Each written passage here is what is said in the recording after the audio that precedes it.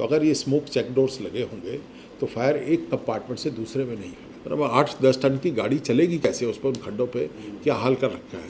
क्या वो जिम्मेदारी प्रशासन की नहीं है कि उन सड़कों को स्मूथ रखे? तो जो भी वर्कर, जो भी आदमी जहाँ भी काम कर रहा हो, उसको पहले मालूम होना चाहिए कि इन केस ऑफ फायर उसके लिए एस्केप रूट्स क्या क्या है। नमस्कार, मैं हूं ताहिर अख्तर और आप देख रहे हैं इंडिया टाइम 24 न्यूज। मुंडका में एक 4 मंजिला इमारत में लगी भीषण आग ने 27 लोगों की जिंदगी छीन ली। डॉक्टर सीएम भगत ने इस पूरी घटना पर बड़ा खुलासा किया है। देखिए, ये हादसे टाइम टू टाइम होते रहे हैं, शोर भी मचता है, पब्लिक भी भूल जाती है, मीडिया भी भूल जाती है, लेकिन जिसकी जान जाती है, जिसका वो परिवार का कोई जाता है, वो नहीं भूलता है इन चीज़ों को। और इसके लिए जिम्मेदार तो मैं कहूँगा सिस्टम बनाने वाले भी हैं, पॉलिसी मेकर भी हैं, डिपार्टमेंट के लोग आके हेल्प करने की कोशिश करते हैं, और पब्लिक खुद भी है जो उसमें काम करती है, और जो वहाँ पे काम कराने वाले हैं वो भी हैं, और डिज़ाइनर भी हैं, ठेकेदार भी हैं जो ऐसी बिल्डिंग्स बनाते हैं। अब दिल्ली में जहाँ पे भी गैदरिंग्स होती हैं, एक फायर सेफ्टी नॉर्म्स है, और वो नॉर्म्स को पब्लिक को नहीं मालूम।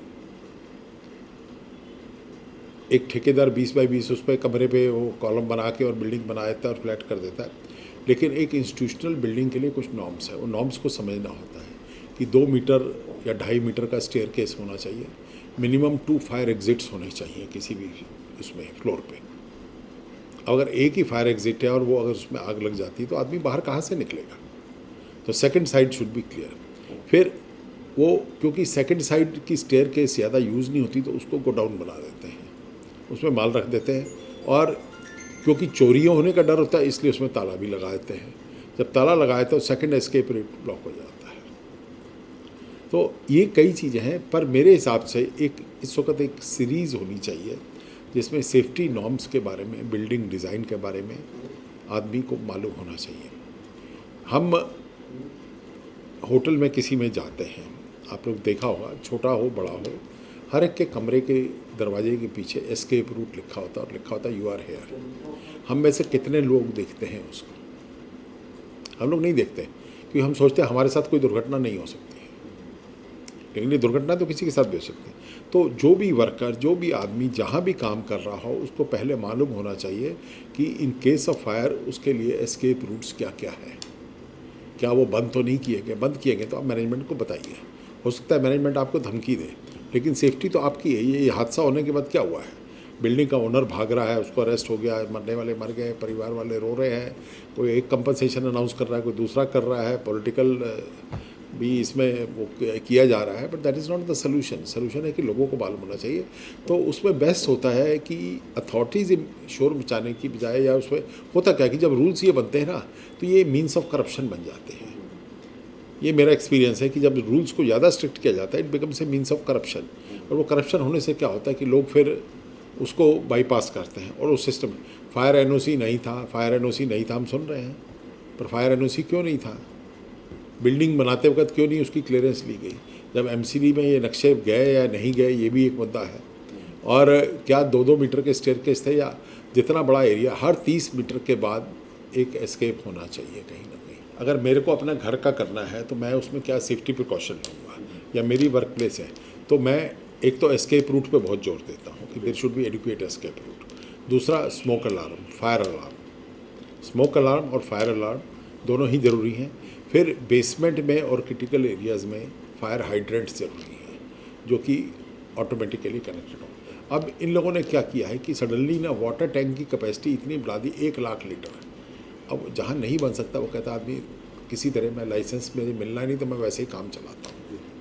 This is what I said कि जब आप रूल्स ज़रूरत से ज़्यादा स्ट्रिक्ट करते हैं या ऐसे कर देते हैं जो इम्प्लीमेंटेबल नहीं है, तो आदमी एस्केप ढूंढता है उसका, और ये हादसे होते हैं क्योंकि फिर पानी की अवेलेबिलिटी नहीं होती। पानी अवेलेबल होना चाहिए, पर हाँ कितने लोग रख सकते हैं? और फिर जब आप पानी स्टोर करेंगे तो थोड़े दिन बाद वो एमसीडी डिपार्टमेंट कटोरी वाले आ जाते हैं कि मच्छर पलप रहे हैं, तो एक चालान वो काटे जाते हैं। तो उससे बचने के लिए फिर आदमी कहता है कि चलो पानी नहीं रखते हम। अभी लेंगे एक छोटा सा ब्रेक, जल्द लौटते हैं। भगत चंद्रा हॉस्पिटल, विश्व की सभी आधुनिक और बुनियादी सुविधाओं से परिपूर्ण एक world class multi speciality hospital. Mahavir enclave Palam डावडी रोड पर स्थित साउथ वेस्ट दिल्ली का एकमात्र मल्टी स्पेशलिटी हॉस्पिटल, जहां 24 घंटे आपकी सेवा में उपलब्ध हैं वेल क्वालिफाइड डॉक्टर्स और हेल्पिंग स्टाफ। डॉक्टर CM भगत द्वारा स्थापित भगत चंद्रा हॉस्पिटल आपकी सेहत का ख्याल रखना ही इसकी प्राथमिकता है, वो भी अफोर्डेबल रेट्स में। ब्रेक के बाद आपका स्वागत है। देखिए डॉक्टर CM भगत ने इस खुलासे में आगे क्या कहा। एक और बड़ा इम्पॉर्टेंट मुद्दा है, जब हाई डेंसिटी जहाँ पे लोग काम करते हैं उस पर बिल्डिंग जो होती है कई बार अंदर गलियों में होती है। मुंड का एरिया अंदर आपने देखा होगा गलियाँ ही गलियाँ हैं, बहुत कम रोड्स हैं जो चौड़े हैं। और जो फायर टेंडर हमारे जो हैवी वाले हैं वो 6 टन के 8 टन के हैं। क्या उनके जाने लायक सड़कें हैं? वहाँ तो 3-3 फुट गहरे खड्डे हैं, तो वहाँ फायर टेंडर कैसे घुसेगा?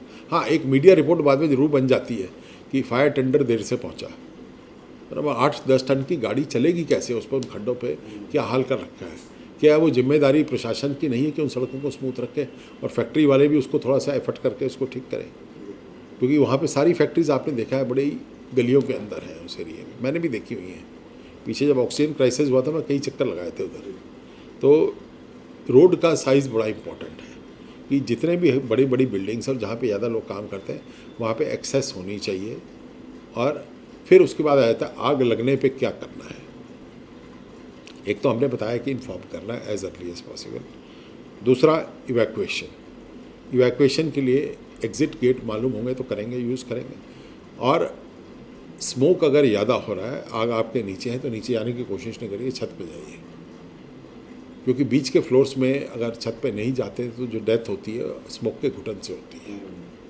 और आग के जो नीचे वाले हैं वो नीचे के रूट से एस्केप करें, बाकी लोग छत पे जाएँ। जब फायर टेंडर आएंगे आपको वहाँ से इवैक्यूएट किया जाएगा।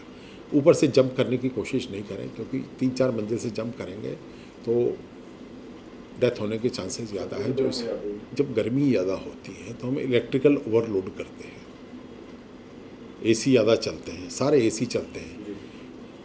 आप अपना जो इलेक्ट्रिकल सिस्टम है उसको चेक करवाइए कि क्या वो उतना लोड लेने लायक है, आपकी वायर्स क्या उतनी है या वायर गर्म होकर आग पकड़ने की। तो ये जो एयर कंडीशनिंग और जो लोड है ना, ये ध्यान रखने वाली चीज़ है। और इसके अलावा जब हम बिल्डिंग डिज़ाइन करते हैं तो कंपार्टमेंटलाइजेशन भी करते हैं और उसमें हम स्मोक फायर चेक डोर्स लगाते हैं। स्मोक फायर चेक डोर्स अलग से बनते हैं, उसकी एक थिकनेस होती है और वो कम से कम 2 घंटे फायर को झेल लेते हैं, इधर से उधर नहीं जाने देते हैं। तो अगर ये स्मोक चेक डोर्स लगे होंगे तो फायर एक कंपार्टमेंट से दूसरे में नहीं फैलेगी, तो ओवरऑल जान माल की जो क्षति है वो कम होगी। क्या लिफ्ट का इस्तेमाल करना चाहिए सर? लिफ्ट का इस्तेमाल फायर के लिए उसमें नहीं करते हैं, क्योंकि फायर होते ही इलेक्ट्रिकल सिस्टम को शट ऑफ कर दिया जाता है ताकि वो स्प्रेड नहीं करे। एयर कंडीशनिंग को बिल्कुल शट ऑफ कर दिया जाता है। नहीं तो एयर कंडीशनिंग क्या है कि एक एरिया से, सेंट्रल एयर कंडीशनिंग खास तौर से, वो एक एरिया से स्मोक खींच के दूसरे में ले जाती है। और ऐसे होटल्स की कई फायर्स में हुआ है कि शाफ्ट से जो है काफ़ी स्मोक इधर उधर फैल गया है। तो लिफ्ट का इस्तेमाल, एक फायर लिफ्ट अलग से कई बिल्डिंग्स में होती है, जहाँ पे है वो मार्क्ड होती है। ज़्यादातर लिफ्ट्स पे यही होता है कि आप लिफ्ट का इस्तेमाल नहीं करें, पता नहीं कहाँ जाके रुक जाएगी, कहाँ फंस जाएगी वो।